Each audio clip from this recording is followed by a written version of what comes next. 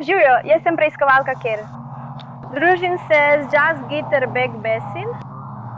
Penimo, da ste prišli. Ja. Vem, da nočete delati čez vikend.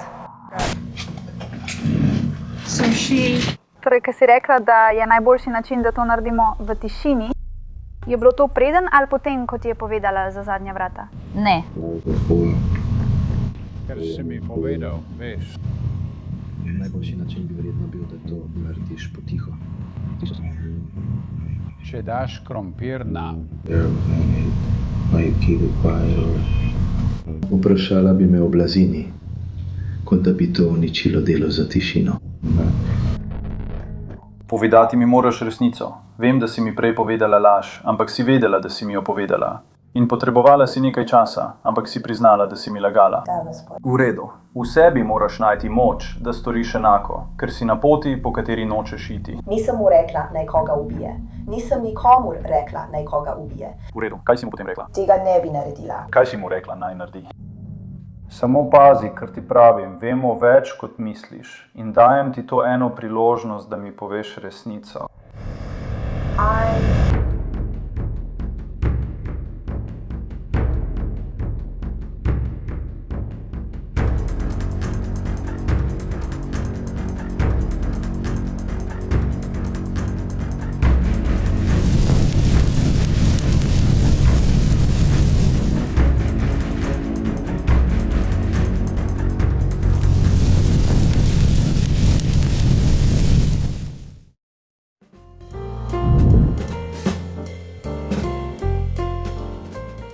Torek, 19. november 2019 je bil poln veselja za 35-letnega Edgarja Jenningsa III.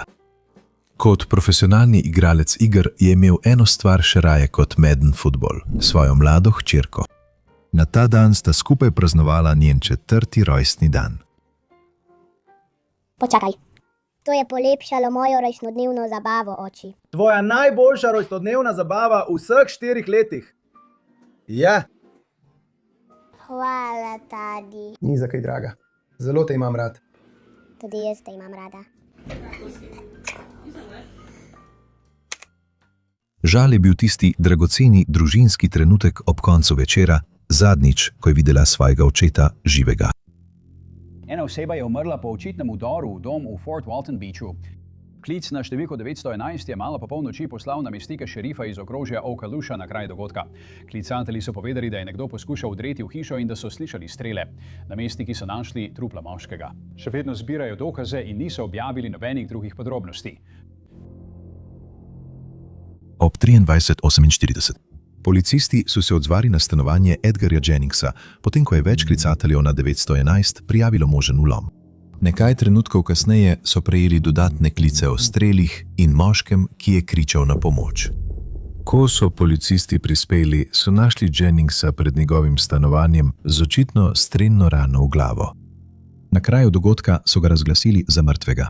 Priče so opisale, da so videle suhega, temnopoltega moškega z dredi in rdečo ruto čez obraz, ki je bežal s kraja dogodka.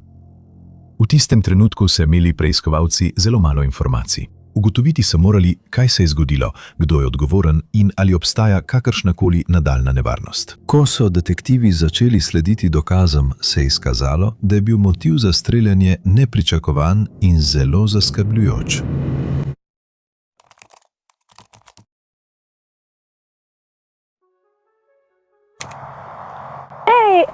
Mislili smo, da so tu zadnja vrata. Karisa, živijo, jaz sem preiskovalka Kill. Detektivi so prispeli na prizorišče in začeli sestavljati, kaj se je zgodilo. Kot je običajno pri preiskavah umorov, so začeli z ožjim krogom žrtve. Carissa Lynn Parker, mati Jenningsove 4-letne hčerke, je bila hitro prepoznana kot oseba, ki bi lahko ponudila vpogled v njegove nedavne stike, dinamiko odnosa in morebitne motive. Ker so okoliščine nakazovale, da to morda ne bilo naključno dejanje, so preiskovalci hitro zaprosili za dovoljenje za pregled Parkerjevega telefona, saj so vedeli, da nedavna komunikacija pogosto pomaga vzpostaviti časovni okvir in kontekst. Kratka opomba, preden nadaljujemo. Deli videoposnetka intervjuja so bili močno cenzurirani strani agencije, ki ga je objavila. Zaradi tega boste morda opazili občasne nenadne prekinitve ali kratke vrzeli v pogovoru. In če si premislite, mi povejte, jaz pokličem svojo partnerko prav tukaj, pa ni tako. Torej, želite, da ona govori s prvim klicem? Videla sem nekaj svojih slik, ki jih Nočeš videti. No, to ni tisto, kar nas zanima. Carissa je detektivom povedala, da trenutno najema sobo in je med iskanjem stalnega bivališča. Takrat je bila brezposelna in se je preživljala s priložnostnimi deli, kot je varstvo otrok. Prejemala je socialno pomoč in njen vozniško dovoljenje je bil začasno odvzet. Rekla je, da upa, da se bo lahko vrnila v šolo, dokončala srednješolsko izobrazbo in nadaljevala šolanje. Po vzpostavitvi zaupanja se je pogovor obrnil k Edgarju. Carissa je pojasnila, da sta se spoznala nekje okoli leta 2012 ali 2013. Razmerje je opisala kot toksično, zaznamovano s pogostimi prepiri. Dodala je, da je med njima vedno vladala napetost, nazadnje zaradi težav povezanih z njuno hčerko in obtožb, ki jih je podala, a niso javno zabeležene.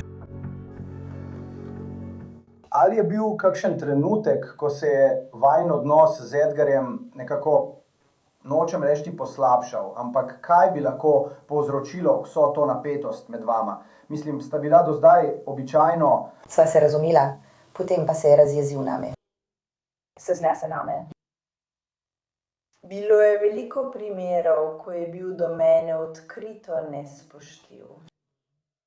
Stacy mu je že večkrat rekla, naj bo do mene bolj spoštljiv. Stacy je bila jezna name. Zakaj? Stacy je bila jezna name, ker smo se nazadnje vsi sprli, kar je bilo v začetku oktobra. Ko sem prišla sem, je Stacy rekla, ne razumem, zakaj se tako sovražite med seboj. Verjetno se še vedno imate rada, ker še nikoli nisem videla dveh ljudi, ki bi se toliko prepirala. Rekla sem, Stacy, res želiš vedeti, zakaj ga sovražim?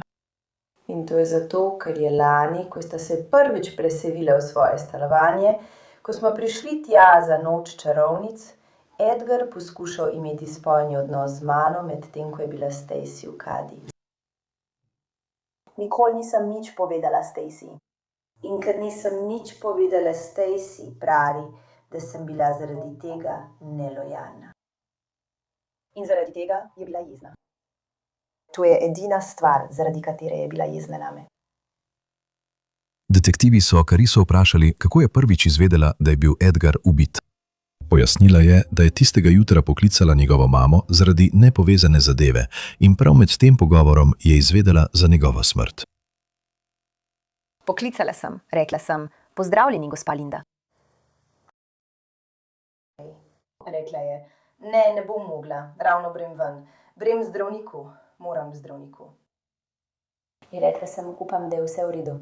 In rekla je, saj veš, moj sin je mrtev. In rekla sem, kaj? Zmedena sem. Sesedem se na tla. Začnem jokati. Začnem doživljati panični napad. Sem pri Lacey doma z njenima 2 dojenčkoma in na tleh se sesuvam. Nihče me ni poklical. Sploh nisem vedela, da se je to zgodilo, dokler nisem poklicala in mi je povedala. Vprašala sem jo, kaj se je zgodilo. Rekla je, da ne ve nobenih podrobnosti, samo da je nekdo poskušal vlomiti v hišo in da so ga ustrelili. Razumem. Torej, kaj se trenutno dogaja s tabo, mislim? Sej Edgarjeva smrt. Kakšne so tvoje misli o vsem, kar se dogaja? Poleg tega, da sem uničena, poleg tega, da ne vem, kako bom to sploh lahko razložila,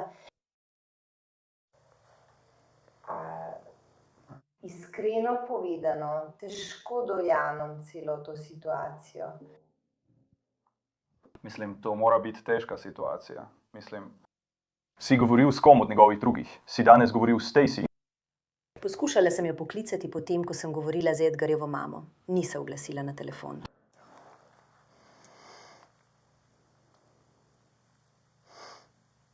Redu. Imaš kakšno vprašanje ali kaj glede vsega, kar se dogaja? Ne želim si.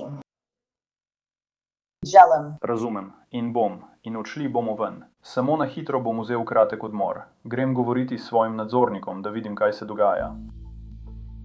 Preostanek zaslišanja je potekal razmeroma rutinsko in Carissa je smela oditi. Ko je preiskava napredovala, so detektivi zbrali izjave prič in bližnje posnetke nadzornih kamer. Priče so poročale, da so domnevnega strelca videle, kako je vstopil na sovoznikovo stran limuzine, parkirane na vzhodni strani ulice Carmel Drive, kmalu po strelih. Posnetki varnostnih kamer so preiskovalcem pomagali identificirati vozilo kot zeleni Hyundai Sonata, letnik 2010. Ko so detektivi pregledovali podatke iz telefona, pridobljene iz naprave Carisa, so ugotovili povezavo med tem vozilom in nekom iz njenih stikov. Na podlagi teh informacij so preiskovalci prosili Cariso, naj se vrne na drugi razgovor, da pojasni, kje je bila tisto noč in da bolje razumejo njeno povezavo z vpletenimi osebami. Fredu, spomni se, dovolila si nam, da prenesemo podatke z tvojega telefona. Ja. V redu, no, pregledali smo vse to. Tisto noč, ko si prenesla podatke, nismo imeli priložnosti, da bi res kaj pogledali. V redu, ampak zdaj smo to pregledali. V redu. In tukaj je neki zaskrbljujočih stvari, ki nekako niso v skladu s tvojo zgodbo. V redu, glede česa pa? Fredu. Torej, najprej, kdo je Marlon? Marlon? Ali Marilyn? Marilyn? Ja. Nekdo, s katerim sem delala v hotelu Quality Inn. Fredu. Kakšen je vajin odnos poleg tega? Imate še kaj? Si kdaj pri njej prenočil? Včasih grem k njej domov in se druživa. Enkrat ali dvakrat sem tam tudi prespala. Ja. Sodelovali sva 7-8 mesecev. In povedal ti bom, mislim, tukaj je nekaj stvari, o katerih bova govorila. Veš, ves ta čas sem bil popolnoma iskren s tabo. V redu, to je preiskava umora. Edgar je mrtev in poskušamo priti stvarim do dna. Da, gospod, v redu. Si kdaj povedal Marilyn, da si želel ubiti Edgarja? Bila sem vznemirjena. To sem res rekla. Vem, da sem. Sem to res mislila? Absolutno ne. Mislim, zato sem ti dala, očitno. Vedela sem, da je vse to v mojem telefonu. Vedela sem, da bo prišlo na dan. Vedela sem, da me boš vprašala o tem. Ampak ne. Nikoli si ga ne bi zares želela mrtvela. Bila sem zelo vznemirjena zaradi njega. Zaradi načina, kako je govoril z menoj. Preprosto včasih dovolim, da mi pride pod kožo. In bila sem vznemirjena. V redu. Se spomnite, kdaj ste nazadnje govorili z Marilyn? Govorila sem z njo v torek. V torek? Ja. V redu. Kateri je bil 18? Ne, to je 19. Ja, v redu. Se spomniš, da si se z njo pogovarjal ali pisal 18? Ja, mislim, da sem se z njo pogovarjala 18. Zadnjih nekaj dni sem se pogovarjala z veliko ljudmi, čez vikend in tako naprej. Tako da ja, verjetno sem res govorila z njo. Torej, ali je vedela, da boste prišli vložiti pritožbo pri Ocalusi, da bi poskusili? Šla sem v okrožje Skambija in vložila prepoved približevanja. Morda sem nekaj omenila o tem, ja. Povedala sem nekaj ljudem, da poskušam vložiti prepoved približevanja, zato se ne spomnim točno, kaj si mi rekla. Ampak ja, verjetno sem. Se spomniš, da te je vprašala, kako je šlo? Da te je vprašala, kako je vse skupaj potekalo tam? Ja. V redu. In se spomniš, da si rekel, da ni šlo, policija mi ni hotela pomagati? To je bilo, mislim, da je bilo verjetno v nedeljo zvečer, ko sem res prišla sem v nedeljo zvečer. To sem mislil, ko si prišla sem in si poklicala iz Walmarta. V redu, ja, gospod, ja. V redu, se tega spomniš? Ja. Gospod, v redu. In rekla je, kako je šlo? In rekel si, ni šlo, policija mi ni hotela pomagati. Ja. V redu. Ali veš, kaj si poslal naslednje? Ne spomnim se. Mislim. Prepričana sem, da je bilo nekaj v smislu: Edgar, veš, me je razjezil. Ga bom poškodovala, nekaj tacka. Ne vem točno, kaj sem rekla. Prepričala sem, da je bilo nekaj v zvezi s tem, kar si ti rekla pred nekaj minutami. Ne, bil je čas, da pokličem gorile. Ja. Ja, kdo so gorile? Nimam nobenih goril. Kot sem rekla, samo govorila sem. Bila sem vznemiljena in jezna. Bila sem čustvena. Seveda.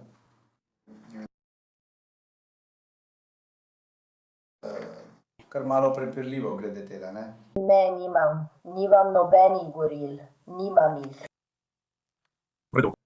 Kadim travo, ampak se le družim z dilerji ali ljudmi, ki imajo opravka z orožjem.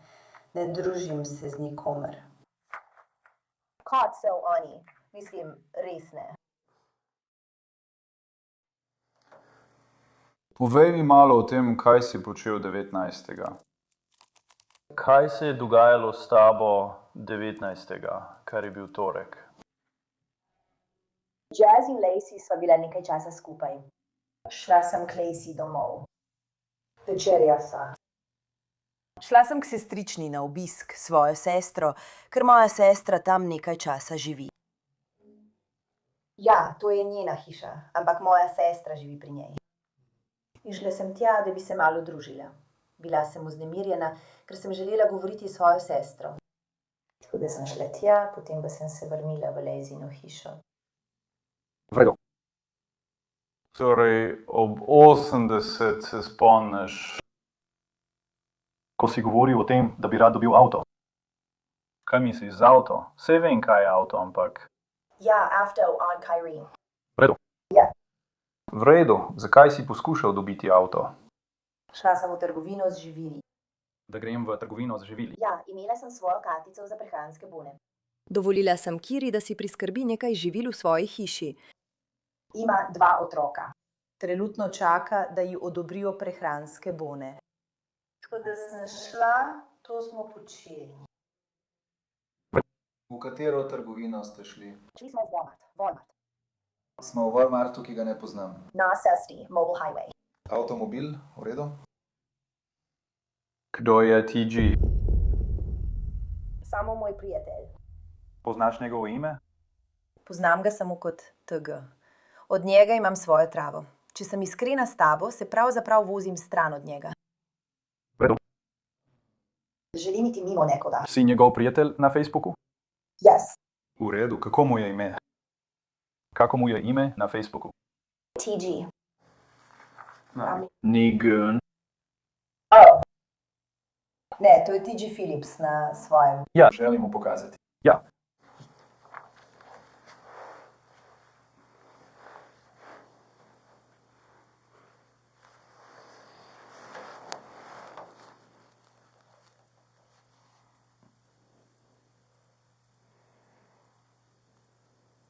Tukaj, Phillips TC. Ali običajno komunicirate z njim prek sporočilnika, Snapchata ali SMS-ov? Običajno je to samo SMS sporočilo. Mislim, včasih se pogovarjam z njim tudi na Facebooku, ampak ponavadi preko SMS sporočil. Torej, poslal si sporočilo TG-ju, v redu, in mu povedal, da si na poti po avto, prav? Ja. Ko sem dobila avto, sva šli v trgovino. Šla sem po stvari. To je bilo ob 80. To je bilo potem, ko je Kajra rekla, da lahko uporabljaš njen avto, kadar ga potrebuješ ali kadar si pripravljen. Ja. V redu. Ob 8:38 ti Kajra pošlje sporočilo in vpraša, kdaj se boš vrnil. Kiri si rekel, da traja 1 uro, da prideš tja in 1 uro, da se vrneš, tako da mogoče do polnoči. Kaj traja 1 uro? Kam se voziš 1 uro? Walmart je približno 15 minut od njene hiše, saj je 10 minut od hiše naše babice, približno 15 minut ali tako. V redu, tukaj te bom ustavil. Zelo pomembno je, da si zdaj izjemno iskren z mano, ker vem, da lažeš. V redu? In dam ti eno priložnost in to je to. Zdaj je čas, da začnemo govoriti o tem, kam iz Pensacole voziš 1 uro.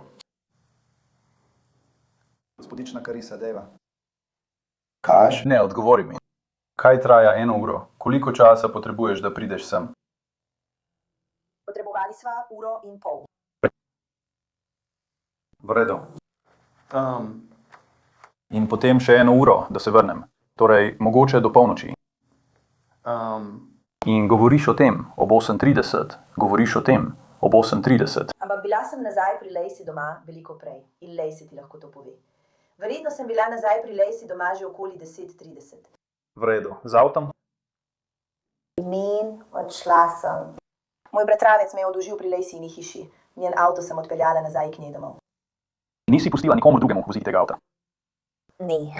V redu, nisi pustila tega voziti tega avta? Ne. Bodi zelo previden, ker poznam odgovore, za katere po mojem sploh ne veš, da jih poznam. V redu, začniva znova. Si pustil TJ-ju ali TJ-ju voziti ta avto? Ne. Da, v redu sem. Ne, nimam. In kam je šel? Ne vem, kam je šel. V redu? Rekel mi je, poslušaj, ne vem, kam je šel. Ne vem. No, omenil bom še eno stvar. Torej, 4. septembra. Poslal si sporočilo TG-ju in rekel, tukaj sem, rabim osmino. V redu. Ob 9:04, minuto kasneje reče, v redu, z njim ne govoriš več do 18. novembra. To je zelo sumljivo, glede na to, da si 18.11. povedal. Marilyn? Ja. Da potrebuješ nasilneža. Poklical boš nasilneža. Čas je, da pokličeš nasilneža.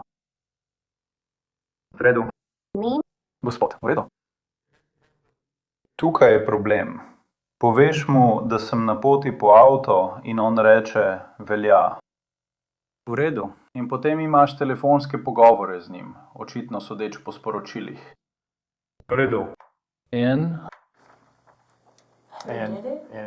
poslušaj, ne pravim nujno, da si mu rekel, naj gre tja in naredi, kar je naredil. Mislim, da si mu rekel, naj gre tja in ga morda prestraši. In Edgar ga je soočil z nožem in je moral to narediti. In je verjetno vzel pištolo s seboj. Mogoče si mu rekel, da je tam nekaj trave. Potrebujem, da greš tja in ga prestrašiš, karkoli že je. Mislim, da nisi šel tja. Mislim, da nisi rekel TG-ju, naj gre tja in ubije Edgarja. Ampak mislim pa, da si mu povedal, kje živi. Rekel si mu, da ima verjetno malo trave. Stacy ima mogoče tam noter nekaj praška. Mislim, da nisi vedel, da bo Edgar verjetno prišel iz hiše z nožem, potem ko je poskušal na silo vstopiti noter. In verjetno ni nameraval iti tja in koga ustreliti. Ampak mislim, da si hotel poslati sporočilo.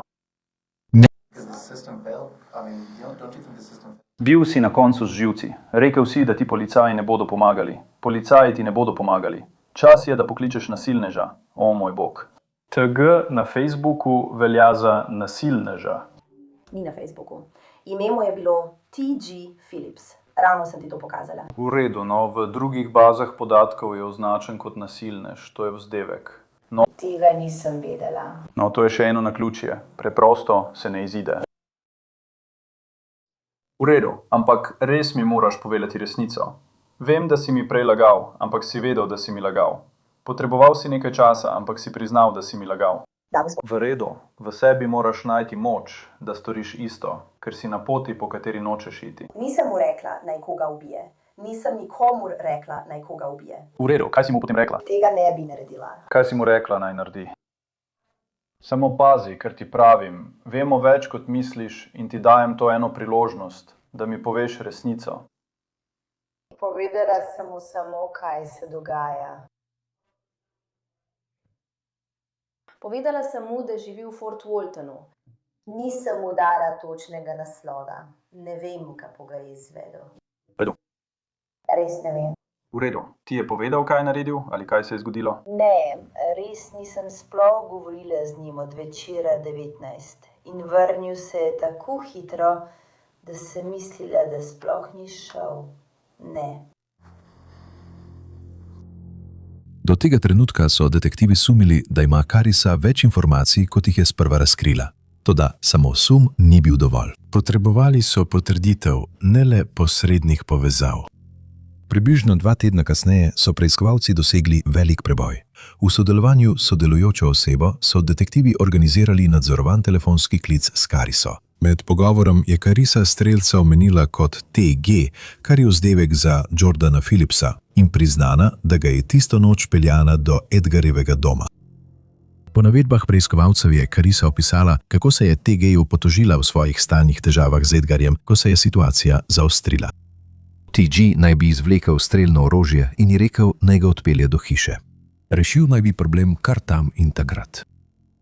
Za detektive je klic prinesel nekaj, kar jim je dotlej manjkalo. Neposreden dokaz, da je bila Carissa v avtu in jo povezuje z dogodki, ki so vodili do streljanja. Po nadzorovanem klicu so se detektivi odločili, da bodo z njo ponovno govorili. Tokrat razgovor ni bil vnaprej dogovorjen. Stopili so v stik z njo, ko so bili že v bližini. In od trenutka, ko jih je zagledala, se je zdelo, da razume, da je situacija postala veliko resnejša. Ni odgovoril. Kako si? Oprosti, moj telefon je izklopljen. Ko prejmem klic, ne morem poklicati nazaj. To je edini razlog, da te še nisem poklicala nazaj. V redu. Poskusila sem poklicati na hišni telefon. Na hišni telefon se res ne oglašam. V redu. Oprosti. V redu je. Ja, razen če pokličem z hišnega telefona ali vem, da me bo nekdo poklical na hišni telefon. Drugače pa res ne. Lahko greme hitro pogledat dojenčka. Je to v redu? Pravkar sem jih položila spat. Samo preveriti želim, če enoletnik ni vstal in je še vedno notri, ker so v Terensovi in Laceyni sobi. Ne vem. Spalnica je čisto tam, samo zavila bom za tisti vogal. Carissa prosi, če lahko stopi noter, da preveri malčka. Takšna prošnja je včasih znak, da nekdo preverja, ali se še lahko prosto giblje, ne da bi neposredno vprašal, ali bo aretiran. A vam je prav, če samo stopimo noter in preverimo? Ne moti me. To ni moja hiša. Ne morem vam dati dovoljenja, da vstopite. Lahko pa me opazujete, ko grem v spalnico.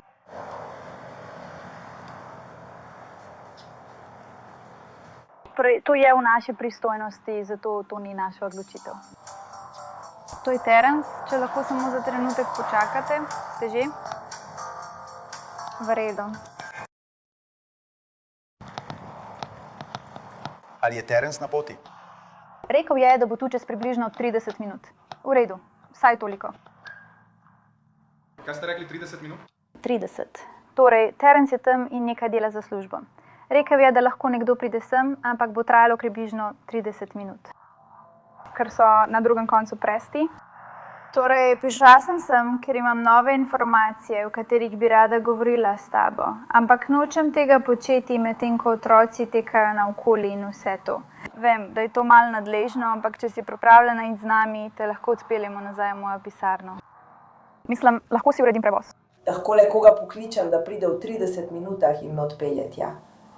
Vem, da ste rekli, da bi me prej pripeljali sem, ampak ne maram biti brez prevoza. Če samo v redu. Ne vidim, zakaj bi to bil problem. Vsakič do zdaj to ni bil problem. Večkrat so me vprašali, če lahko dobim prevoz. Ja, v redu, naj pokličem. Lacey me je poskušala poklicati, ko sem prihajala sem, zato naj takoj pokličem Lacey nazaj. Samo zadrži vrata zame. V redu, Chris, v redu.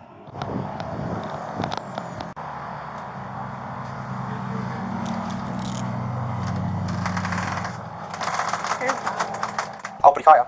Je na poti. Mislim, ne moram ga prijeti, oprosti. Bom jaz.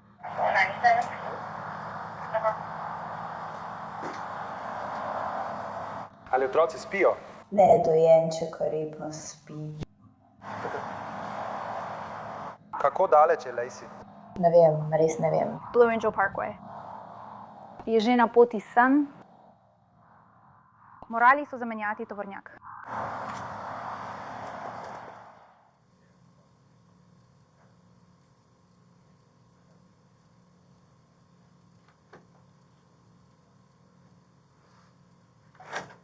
Hej, Robi, imajo mogoče kozarec vode? Ja, hej, lahko dobimo vodo za njo? Ja, hvala. V redu, no, on to ureja. Torej, kot sem rekla, smo imeli nalog za prijetje zaradi sostorilstva. Rada bi se usedla in pogovorila z vami, ampak vam moram najprej tole hitro prebrati, prav? Torej, Carissa, preden postavim kakršnakoli vprašanja, morate razumeti svoje pravice. Imate pravico molčati, vse, kar poveste, se lahko uporabi proti vam na sodišču. Imate pravico do pogovora. In tukaj pravi, da ni bilo, ne obljubljamo vam ničesar, ne silimo vas, da se pogovarjate z nami. To je prostovoljno.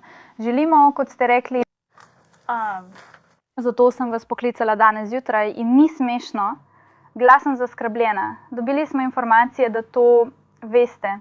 Ja, ta tip me je iskal. Da. Praktično, odkar sem prišla in se pogovorila s tabo o tem. Poskuša priti v stik z mano. Zato nisem plačala računa za telefon, ker mi Lacey plačuje vsak dan, ampak nisem plačala računa za telefon, ker če je res tako pomembno, še vedno lahko prejmem klic. In danes zjutraj sem zamudila tvoj klic. Tako da ne. No, vem. In zato sem prišla do hiše, poklicala sem te, sedla v avto in se odpeljala naravnost k Lacey. Ker sem hotela, vem, da sva se že nekajkrat pogovarjala, ampak Karisa, to je to prav, morava vedeti, ker ti ne morava pomagati in ne morava ničesar storiti, če ne veva, kaj se je zgodilo. Zato potrebujem, da mi poveš, kaj se je zgodilo. V bistvu Sva si samo dogovorila, da bova skupaj preživela čas. To je bil prvotni načrt. Dobil sem Kirin avto, da bi preživela čas z njim. In on je bil... Šli sva se družiti. Sva vstopila v avto. Oziroma, ko sem prišla do njegove hiše, je vstopil v avto. V redu, kdo je on, da bova obe vedeli, o kom govoriva? V redu. Ne vem. Ko sem v sporočilih rekla gorile, je bila to dobesedno samo prispodoba. Kolikor vem, je njegov vzdevek TG ali Trigger. Samo pod tema imenoma ga poznam. Ne vem niti, ali je Philips njegovo ime ali priimek, ko sem vam pokazala njegovo Facebook stran. Ne vem. V redu. Torej, morali bi se družiti. Hotela sem dobiti malo trage od njega. Družila bi se in kadila. Ko sem prišla tja, je vstopil v avto. Rekel je, naj ga peljem, da gre nekaj ukrast. Rekla sem ja. Tako sem šla, usela sva se v avto in se odpeljala. Potem, ko sva opravila prodajo drog, ki jih je prodajal tistemu, komorkoli že, ko sva ves čas govorila, je rekel,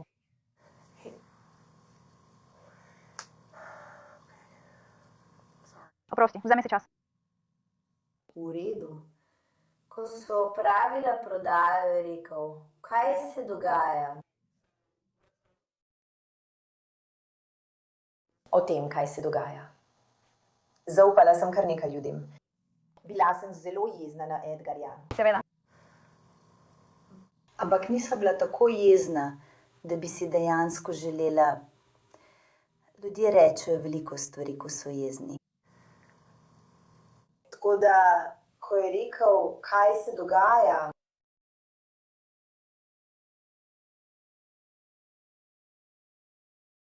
in resnično ne vem, kaj naj naredim. To je bilo potem, ko sem tisti ponedeljek zjutraj poskušala vložiti prepoved približevanja. Samo poskušala sem najti kakršenkoli način. On je takrat, naj se vrnem malo nazaj, ker ko je vstopil v avto, se je že tako ali tako obnašal čudno. Obnašal se je, kot da je pod vplivom nečesa, ampak nikoli, da nisem poznala kot nekoga, ki bi jemal droge. Vedno sem ga poznala samo po tem, da je kadil travo. Kadarkoli sem karkoli počela z njim, sva samo skupaj kadila travo.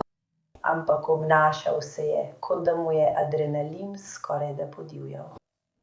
Tako sem rekla, ja no, veš, res me je razjezil. Ne razumem, zakaj to počne. V tistem trenutku je potegnil pištolo in jo mahal naokoli. In je rekel je, no, lahko to uredimo kar zdaj. In jaz sem rekla, ne. Rekla sem, da tega res ne želim. In on je v bistvu rekel, pelji me tja in me prisilil, da vozim avto. Edini razlog, zakaj nisem poklicala policije. Mislim, verjetno bi lahko kaj naredila, ampak imela sem pištolo pred obrazom. Nikoli nisem imela, nikoli nisem niti videla pištole, veš kaj mislim, ne na tak način. Mislim, Leslie in Terence imata pištole, ampak še nikoli mi nihče ni mahal s pištolo pred obrazom. Tako da smo se odpeljali tja.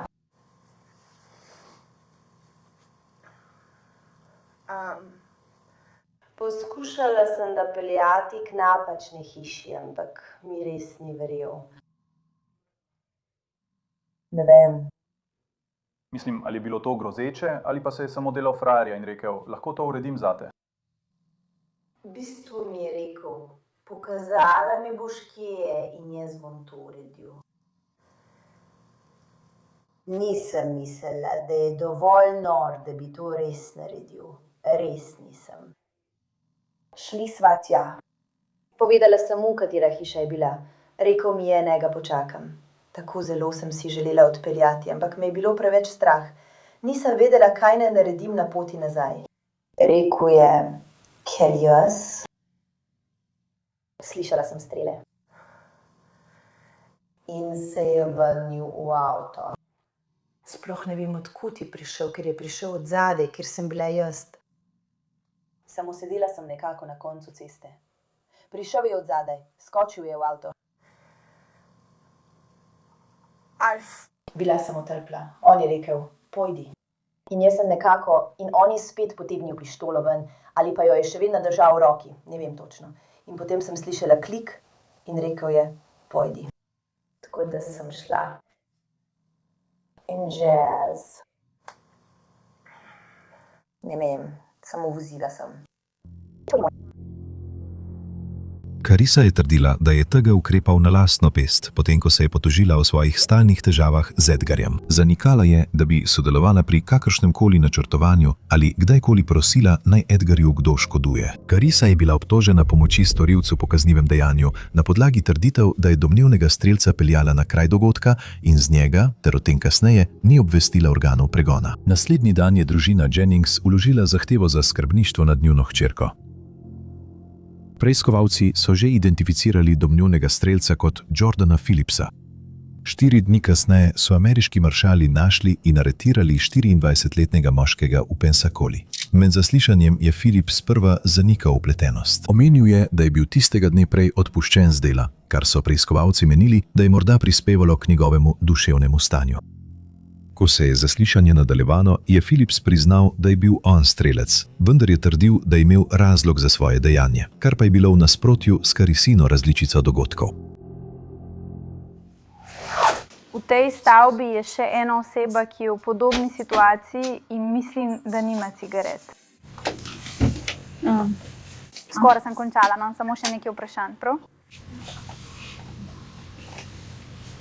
Rekel si da. Rekla je, da je Carissa želela, da bi Edgar zavedno izginil.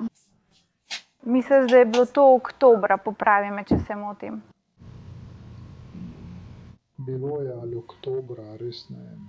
Okay. Torej, ko si rekla, da je najboljši način, da to narediš potiho, je bilo to prej ali pol, ko ti je povedala za zadnja vrata? Ne. Ker sem mi rekel, veš, najboljši način, da to narediš, kako naj bo tiho. Slišal sem ga, če daš krompir na cev, kot da bi utišal zvok.